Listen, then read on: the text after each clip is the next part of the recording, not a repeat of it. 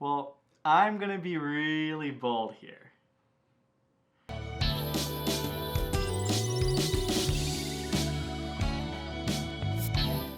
Hello everybody, my name is Ilya. And my name is Tyler. Together we make up Cobre, a couple that loves to play some board games. That we do.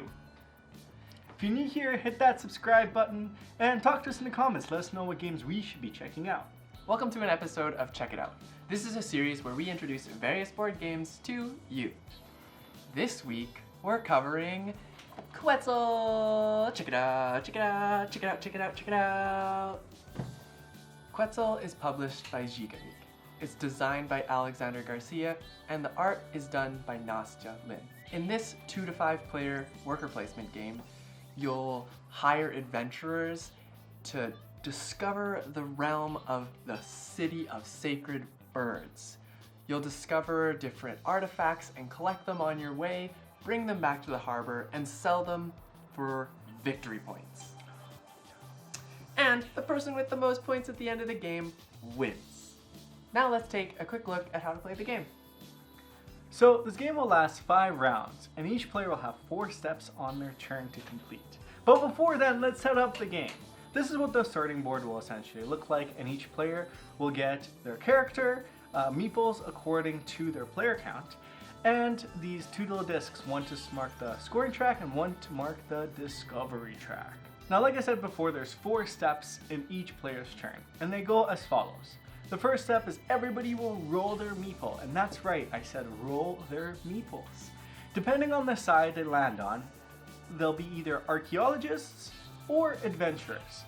Now, if they land on the side, they're wild, so you can choose if they're an archaeologist or an adventurer. And if they land standing up, not only are they wild, but you also get a coin. Now after that, you'll take turns placing your meeples in various spots, and that is step 2. Now step 3 is the execution of all those spots. You'll notice that they have an order, starting with a number here and going all the way down to 7. And then the 4th step will involve cleaning up, so resetting and moving all those cards that would have been taken from this round. Now let's take a look at the action spaces. This one right here, labeled number 1, is the Stella of Knowledge. If you put an archaeologist here, you'll gain the first player marker, as well as move 1 space in the discovery track. The discovery track essentially gets you bonuses the farther you go. So you can see if you get all the way to the last space, you'll get 6 extra victory points. So the second space to go is the temple. This will have all sorts of artifacts that you can collect in exchange for points later in the game. So here you mainly place archaeologists, and as you can see, the higher spaces cost more, but they allow you first pick at the spaces as they'll go top to bottom.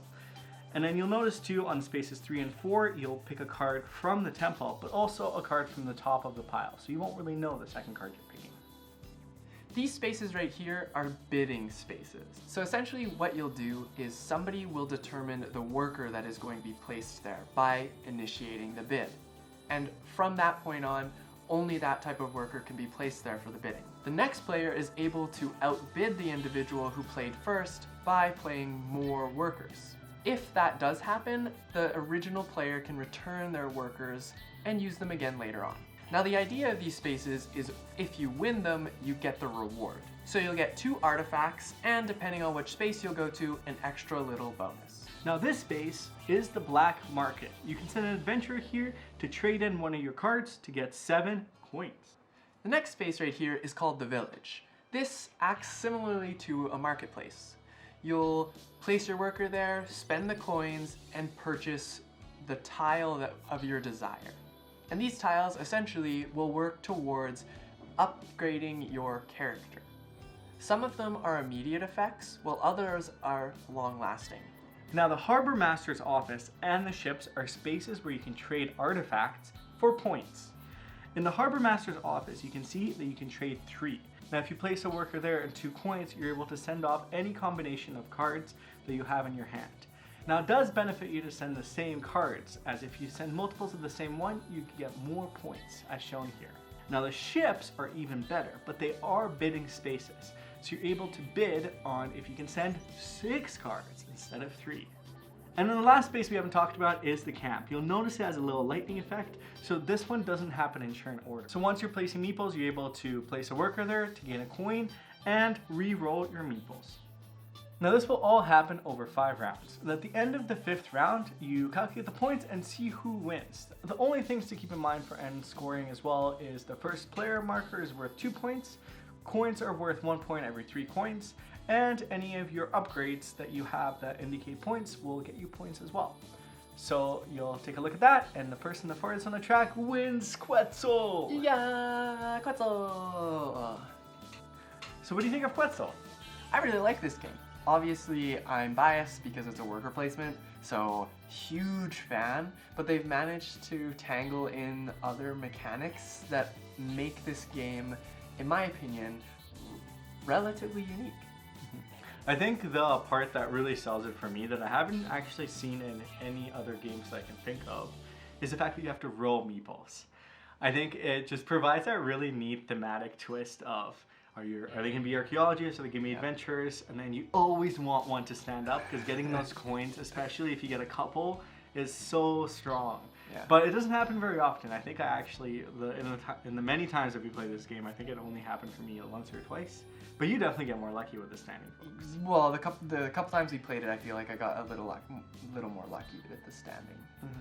But I also think that adds a little element to complexity of the game because you really have to adapt to the players that you roll. And if you see that, say, Ilya is bidding on all of these archaeology spaces, or he's made them archaeology spaces, and I have only adventurers, then I'm kind of out of luck when it comes to bidding for those particular items, and I really have to adapt. And the other element I really like in this game as well is that tug and pull of when you should sell your artifacts and ship them off. Because you're not by any means bound to collect 3 of each one.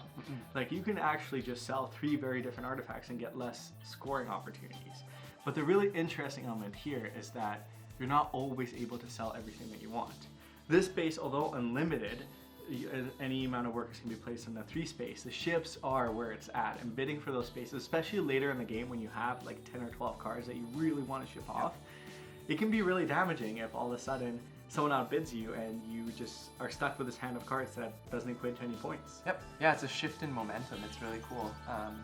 I think by collecting those sets is also kind of neat too because you can see, it tells you on the card how many are total in the deck, and you kind of have to adjust to what people are picking up, and obviously that's more of jumping into the thinking a little bit harder of the game, but yeah, in my head it's a fairly simple game, but there's a lot of complexity in how everyone plays it, and you can play differently every time and have different strategies, which I really enjoy about games. But let's talk about why you should check it out. Well, if you really like worker placements, set collections, a little bit of push your luck, then Quetzal is a combination of all 3. It's a lot of fun to play, it's pretty easy to learn, and it's basically Indiana Jones. It's an adventure game. So if you're into those types of games, I would definitely recommend it. Okay, well, I'm gonna be really bold here. And I'm gonna say that this is actually one of the best introductory worker placement games that I've played. Because the goal of it is really simple. It's really based in that set collection, and everything you do with your workers is surrounded by that set collection.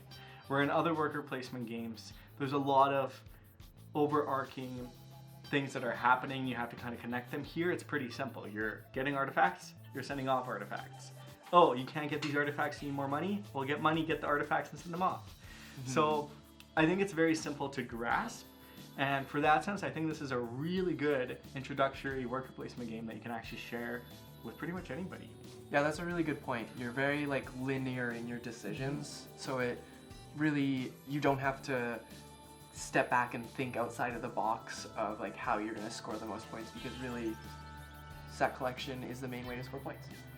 And I like it too because it has a lot of grand moments. You can build up this perfect set of artifacts, you're about to sell them, and then, oh no, Tyler took my spots where I was going to sell them. Yeah. And that leaves for a memorable experience, and you also learn and kind of can take that to the next game. Very good point. So on that note, though, why wouldn't you want to check this out? Well, there is a big bird on this game, and the game is called The City of Sacred Birds. But beyond a couple of seagulls on the docks of the ships, there's no birds in this game. Well, and the discovery track is like a bird symbol, Yes. but Not a reason to not check out this game, but I definitely was expecting more birds in this game and was caught a little bit by surprise that there wasn't as many birds. I was definitely caught by surprise. I was shooketh. Yeah. I didn't mind it as much because of the rolling meeples. Yeah. But that's not really a deterrent for this game. It is really fantastic. The one thing I will say is because it's super light, or in my opinion, I wouldn't say. I feel like it's our relatively opinion's light. skewed. It's light for a worker Yes. placement. Yes. So if you're looking for a game that is a little more heavier, then Quetzal might not be that game for you. The other element too is there's quite a lot of push your luck elements here too. You really want to get the right workers, and sometimes that may not be to your favor. Although you do have the ability to re-roll them if you go here, it can be a little bit frustrating if you roll all the ones that you don't want, for example. Yep. But because there's only two, it's not as bad. Yeah, and you never know what set's gonna come up, what card's gonna come up, and who's gonna grab what. So there's that piece to it. So overall, what do we think? Yeah, I really enjoy this game. I definitely would recommend it. I can't wait. I feel the rolling of meeples is the really selling point of this game. It's a mechanic that really stands out. It's very different. But then take everything else with how you can upgrade, how you can re-roll, and consider everything at the table. It's just a very welcoming game, and the art behind it is beautiful. No complaints for me. Yep, and the goal is pretty straightforward. It's sell artifacts. I'll say it again, but I'm biased towards worker placements. Any worker placement games I am all for. So I would recommend checking this out. And look at the I like screen it. printed meeple. Oh, so cool. True, yeah. So now for our question of the day. Because this was a game that really tricked us a little bit, the cover wasn't quite like what the game was. I want to ask you, what board game cover tricked you and you had a completely different experience than what you expected from the first glance at looking at a game? That's a really good question. I think for me, Brew, the new Pandasaurus game that's coming out, that one caught me by surprise because beautiful art, super inviting, super friendly, and just absolutely like gorgeous all around. And you wouldn't think about it, but it's very take that. And which usually I'm not a fan of, but something good about that game. It definitely was not what I was expecting. There's a lot of fires and scorchings. Yes. Well, with that, thank you so much for watching. We really appreciate all the support that you folks have been providing us. It's unbelievable. We love you all, and we will see you in the next one. Yeah. And before you leave, make sure you hit that subscribe button, give us a thumbs up, talk to us in the comments, hit that bell notification so you can know when more videos release. We love all your engagement and your support. It means the world to us. Thank you so much, and until next time, This is us checking out. bye. Bye.